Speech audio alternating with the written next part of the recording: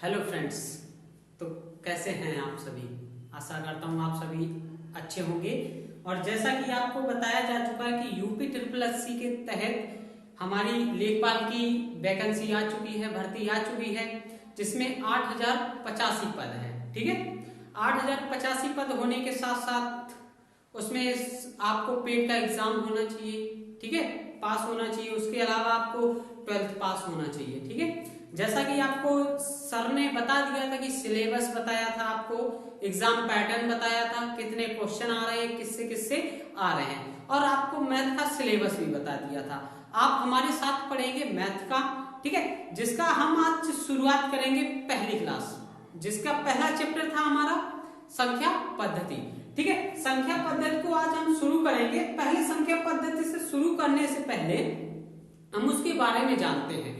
संख्या पद्धति की जो छोटी छोटी चीजें होती है, क्या है, कंपटीशन लेवल में हमें यही चीज पूछी जाती है, छोटी छोटी चीजें पूछी जाती है। ठीक है, तो छोटी छोटी चीजें हमारे लिए बहुत जानना बहुत जरूरी होता है। ठीक है, बहुत इसलिए जरूरी होता है क्योंकि उन्हीं से आगे चल के क्वेश्चन बनते हैं। ठीक है, जैसे कि आप आज शुरुआत करेंगे हम संख्या पद्धति के, तो संख्या पद्धति में सबसे पहले बात करेंगे प्राकृतिक संख्या। प्राकृतिक संख्याएं कौन सी होती हैं? प्राकृतिक संख्या, प्राकृतिक संख्याओं को बोला जाता है नेचुरल नंबर। क्या बोला जाता है? Natural number. और प्राकृतिक संख्याएं कौन सी होती है? वे प्राकृतिक संख्याएं, सभी प्राकृतिक संख्याएं होती हैं एक से लेकर अनंत तक। एक से लेकर अनंत तक ये सब हमारी कैसी है? प्राकृतिक संख्याएं हैं। एक से अनंत तक हमारी कैसी संख्या है? प्राकृतिक संख्याएं होती हैं। ठीक है, आपको ये बात पता होनी चाहिए कि एक से जितनी भी संख्याएं वो हमारी कैसी है? प्राकृतिक है, क्योंकि इनकी खोज नहीं हुई है, ये पहले से ही थी। ठीक है, हाँ, हालांकि ये बात अलग है कि हम लोगों को बाद में पता चल पाया है इस चीज का। ठीक है, तो ये हमारी प्राकृतिक संख्याएं, प्राकृतिक नेचुरल नंबर। ठीक है, उसके बाद बात आती है पूर्ण संख्याएं। पूर्ण संख्याएं क्या होती हैं? पूर्ण संख्याएं, इसमें अगर हम प्राकृतिक संख्याओं में अगर जीरो को और जोड़ दें, किसमें? प्राकृतिक संख्याओं में अगर हम जीरो को जोड़ दें तो वो पूर्ण संख्याएं हो जाती हैं। जीरो से लेकर अनंत तक, जीरो से लेकर अनंत तक। अब हम जीरो को प्राकृतिक संख्या में क्यों नहीं रख सकते? जैसा कि आपको पता है कि जीरो की खोज की गई है। ठीक है, उसको प्राकृतिक नहीं बोल सकते। जीरो की खोज कहां हुई? हमारे भारत में हुई। किसने की है? हमारे आर्यभट्ट जी ने की थी। ठीक है, आर्यभट्ट जी ने हमको जीरो की खोज की, उसके आगे ही हम आगे गिनती सीख पाए थे, वरना अभी तक सभी लोग 1 से 9 तक ही गिनती पढ़ते होते अभी तक, अगर जीरो की खोज नहीं होती, क्योंकि ना तो 10 बनता और ना 10 के आगे संख्या बनती। तो ये हमारे भारत की ही देन है जीरो। ठीक है, इसी से आज हम सभी संख्याएं आगे तक सीखे हैं। ठीक है, तो ये हमारी पूर्ण संख्या होंगी, जिसको होल नंबर बोला जाता है। ये कहां से होती है? जीरो से लेकर अनंत तक। ठीक है, उसके बाद आती है पूर्णांक संख्याएं। कौन सी आती हैं? पूर्णांक संख्याएं, जिसको बोला जाता है इंटीजर्स नंबर। पूर्णांक क्या होते हैं? पूर्णांक वे संख्याएं होती है, धनात्मक और ऋणात्मक सभी को जोड़ दिया जाए तो वो सब कैसी हो जाती है? पूर्णांक संख्याएं हो जाती है। जैसे कि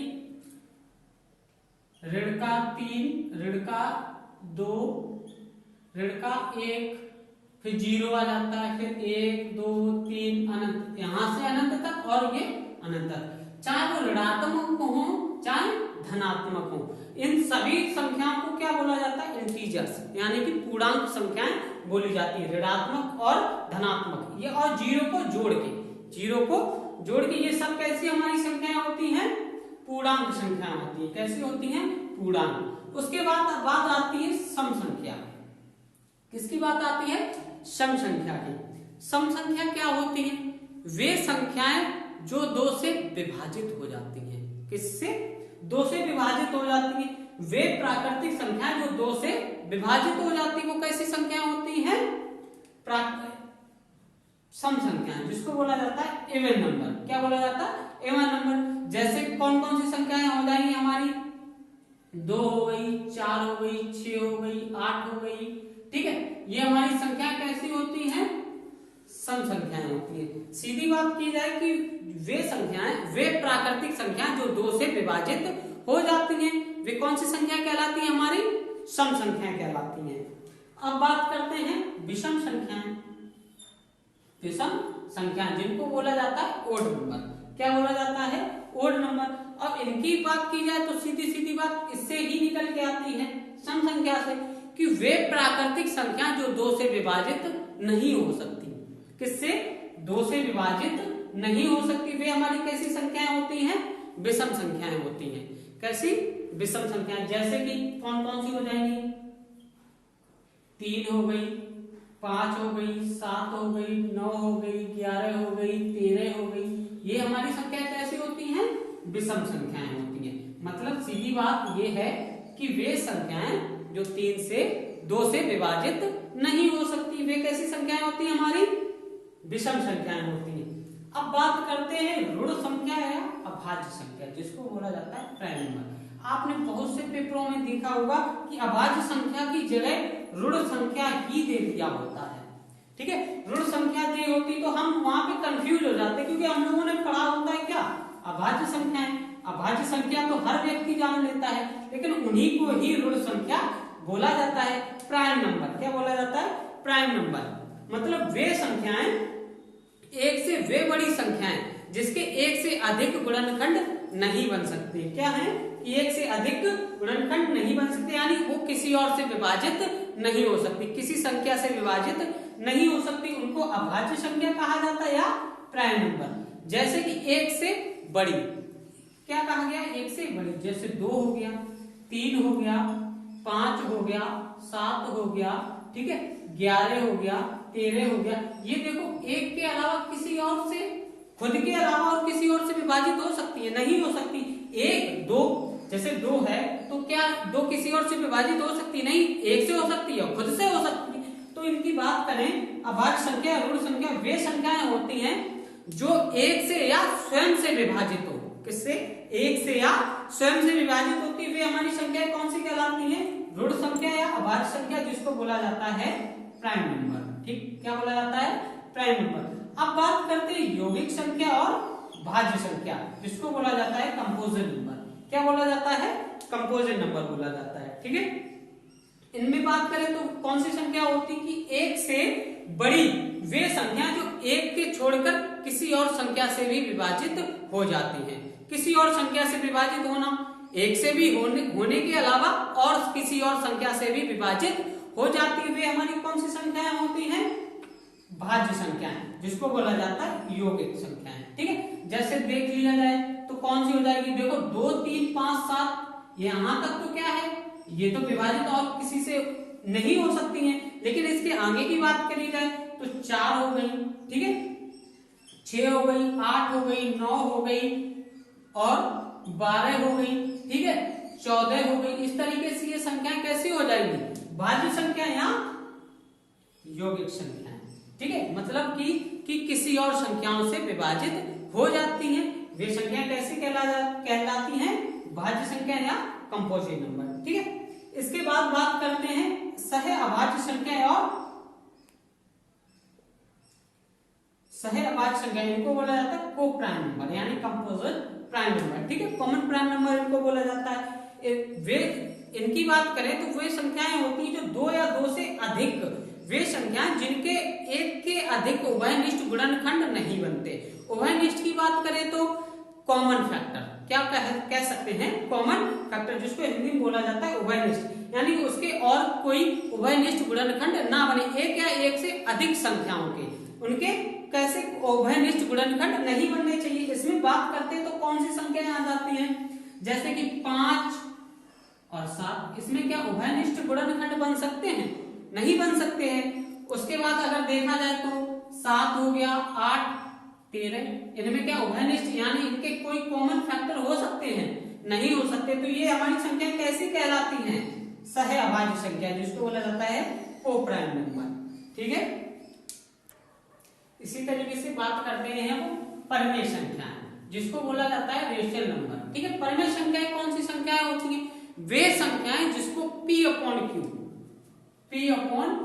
Q के रूप में लिखा जा सकता है। लिखा सकता है मतलब P अपॉन Q, जिसको या फिर दूसरी भाषा में हम कहें वे संख्याएं जिनको भिन्न के रूप में लिखा जा सकता है। भिन्न क्या है, हर और अंश और हर होते हैं, ठीक है। ऐसे P अपॉन Q के रूप में लिखा जा सकता है।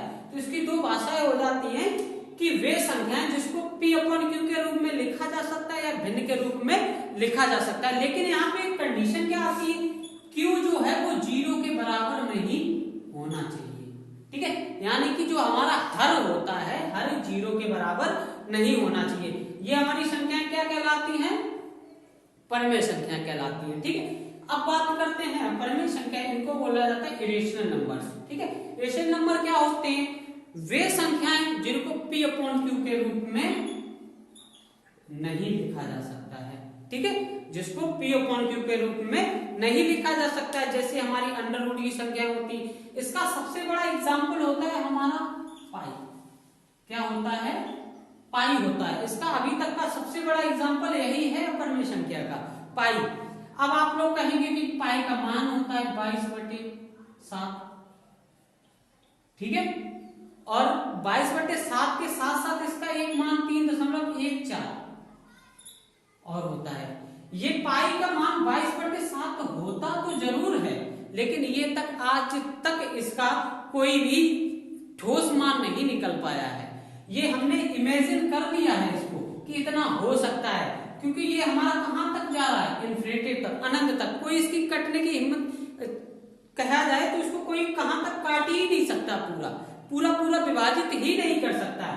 तो इसको क्या, ये 3.14 अनंत तक ले गए हैं, ठीक है। तो इसलिए ये सबसे बड़ा उदाहरण किसका है, अपरमेय संख्या के। और संख्याएं कहीं जाए तो कौन हो जाएगी, √2 हो जाएंगी, √3 हो जाएंगी।